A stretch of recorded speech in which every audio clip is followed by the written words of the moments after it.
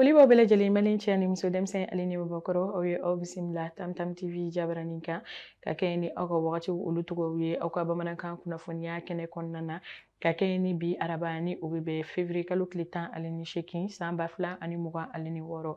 bakɔrɔba minnu bɛ an bolokɔrɔ ni o bɛna walawala k'o da aw tulo kan o la kumaba dɔw filɛ ka kɛɲɛ ni fɛn min kɔni ye sunkalo kalo ale yeli ye kunun ko sufɛ ka yira k'a fɔ maa minnu ni olu sigilen don kalo ko o jateminɛli bunakun kan u y'a yira k'a fɔ ko sunkalo ale kɔni daminɛra anw fɛ bi Mali kɔnɔna na ka kɛɲɛ ni bi araba ni o bɛ bɛn février kalo tile 18 an bɛn'o kunnafoniyaw walawala k'o da aw tulo kan. O tɛmɛnen kɔ ka bɔ yen nɔ an ka minisiri ɲɛma général Abdoulaye Maiga ale kɔni ye baarasira yɛlɛma mun bɛ tali kɛ AES jamana o ko ɲɛnabɔli bunakun o kan an bɛna an da don min kɔnɔ kumaw na k'o walawala k'o da aw tulo kan ka bi kibaruyaw olu kuncɛ an b'a fɔ ko fɛn min kɔni ye nansara tɔnba ni o ye Union européenne ye olu jɛra ka fara ɲɔgɔn kan ka maa bila ka na kɛrɛnkɛrɛnnenya la cɛncɛ ka jamanaw ka min bisimilala anw ka minisiri ɲɛma ale fɛ ka kuma AES tɔgɔya la an bɛna an da don kɔnɔ kumaw na k'o walawala k'o da aw tulo kan ninnu de bɛ an bolokɔrɔ bi aw ye aw dan kasi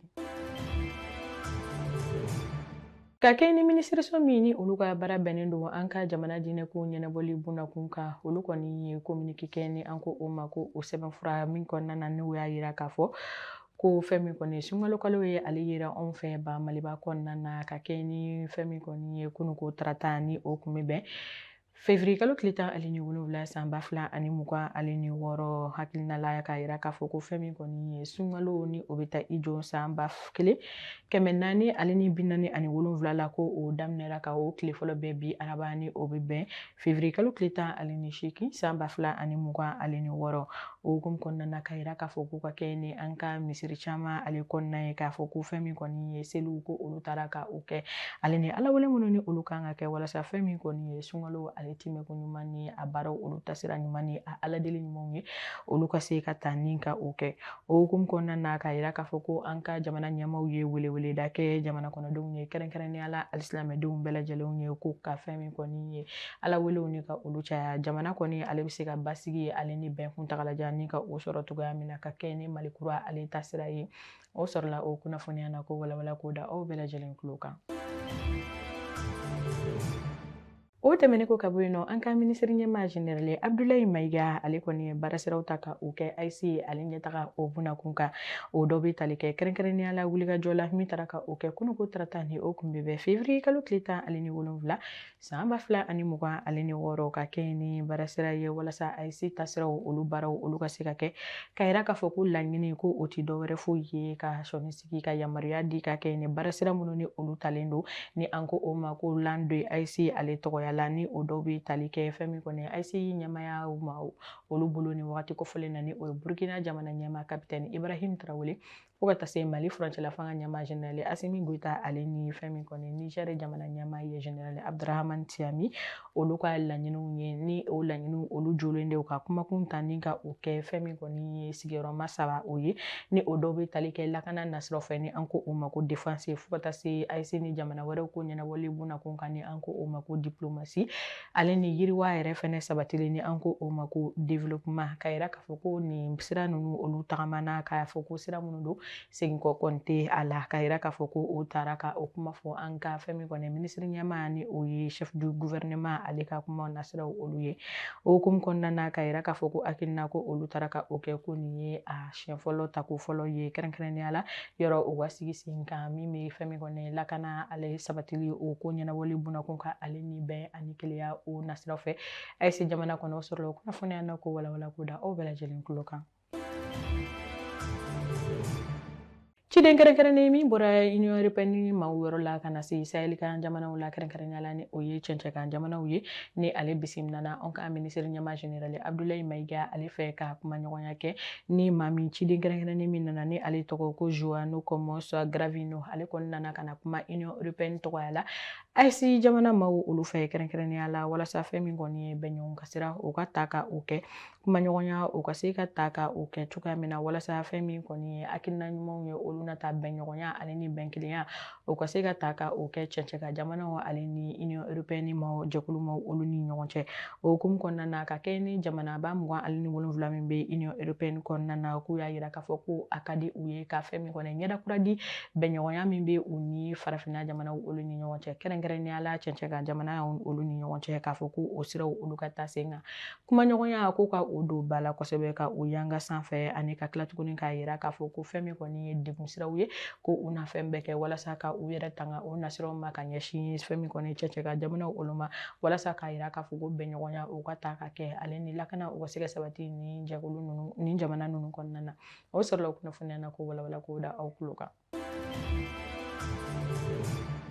Ka kɛ ni sunkalo ye ale donni ye anw ka jamana kɔnɔna na an ka jamana ɲɛmaaw ye wulikajɔ belebele ni ka o ta ka o bila sen kan walasa sunkalo ale musakako o ka se ka nɔgɔya jamana kɔnɔdenw ma cogoya min na o hukumu kɔnɔna na ka yira k'a fɔ ko wulikajɔ taara ka o kɛ ka da don sira la ni o bɛ tali kɛ kɛrɛnkɛrɛnnenya la sukaro ale ko nasiraw ale ni malo o nasiraw fɛ ni sunkalo kalo in na o hukumu kɔnɔna na ka yira k'a fɔ ko malo tɔni ba 94 ale ni 4 ɲɔgɔnna bɔɲɔgɔnko fo ka taa se sukaro tɔni ba 50 ɲɔgɔnna bɔɲɔgɔnko ma ko olu de bɛ an bolokɔrɔ ni wagati kofɔlen na walasa fɛn min kɔni ye jamana kɔnɔdenw olu ka se ka lafiya sɔrɔ cogoya min na ka kɛ ni sunkalo musakakow ye ni o bɛ tali kɛ